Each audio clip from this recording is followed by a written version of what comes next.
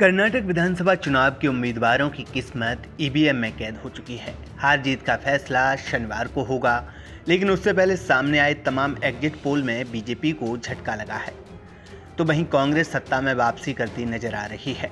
Exit poll के नतीजे अगर चुनावी नतीजों में बदलते हैं तो बीजेपी के मिशन 2024 को एक बड़ा झटका लग सकता है। बता दें कि कर्नाटक विधानसभा चुनाव के नतीजे जितने कांग्रेस के लिए अहम हैं, उतने ही भाजपा के लिए। दक्षिण भारत में बीजेपी पहले से ही कमजोर मानी जाती रही है। 2014 के बाद एक राज्य में भगवा लहराने वाली बीजेपी के लिए दक्षिण एक मुश्किल किला बना हुआ है। दक्षिण भारत का दुर्ग जीतने में बीजेपी को अभी तक सफलता नहीं मिल पाई है। कर्नाटक इकलौता ऐसा राज्य है जहां बीजेपी की सरकार है। अगर कर्नाटक हाथ से निकल जाता है तो दक्षिण भारत में बीजेपी शून्य पर सिमट जाएगी। केरल, आंध्र प्रदेश, तेलंगाना, तमिलनाडु में बीजेपी पैर पसारने की लंबे समय से कोशिश कर रही है, लेकिन अभी तक उसे कामयाबी नहीं मिल पाई है।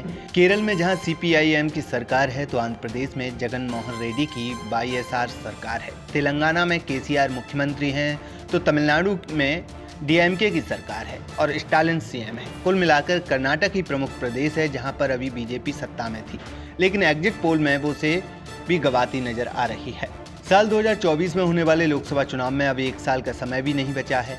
इस बार बिहार में जेडीयू, महाराष्ट्र में शिवसेना, पंजाब में अकाली दल आदि जैसे सहयोगी एनडीए का हिस्सा नहीं है, जिससे लोकसभा चुनाव में बीजेपी को बड़ा झटका लगने की अटकलें हैं।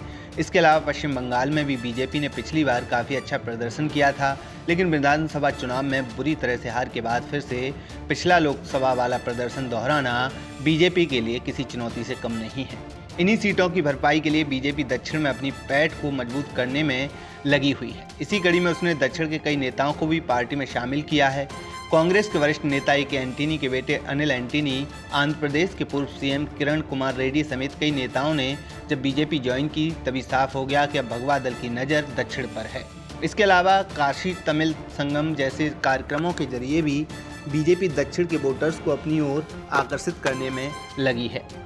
बुधवार 10 मई को सामने आए तमाम एग्जिट पोल में बीजेपी को दूसरे नंबर की पार्टी बताया गया है। आज तक एग्जिट पोल में कांग्रेस को स्पष्ट बहुमत के साथ 122 से 140 सीटें दी गई हैं, जबकि बीजेपी को 62 से 80 सीटें मिलने का अनुमान है। तो वहीं टुडे चाणक्य ने कांग्रेस को 120 और बीजेपी को 92 सीटें दी हैं। एबीपी वोटर के एग्जिट पोल की बात करें तो इसमें कांग्रेस को 100 से 112 सीटें मिलने का अनुमान है, जबकि बीजेपी 83 से 95 सीटें जीतती दिखाई दे रही है। TV9 भारतवर्ष के एग्जिट पोल के अनुसार कांग्रेस को 99 से 109 सीटें और बीजेपी को 88 से 98 सीटें मिल सकती हैं। हालांकि दो सर्वे ऐसे भी हैं जहां पर बीजेपी के बहुमत के आंकड़े के छूने की संभावना दिखाई गई है। एशिया नेट के अनुसार बीजेपी को 94 से 117 सीटें, कांग्रेस को 91 से 106 सीटें मिलने की उम्मीद है। न्यूज नेशन के अनुसार बीजेपी को 114 और कांग्रेस को 86 सीटें मिल सकती हैं।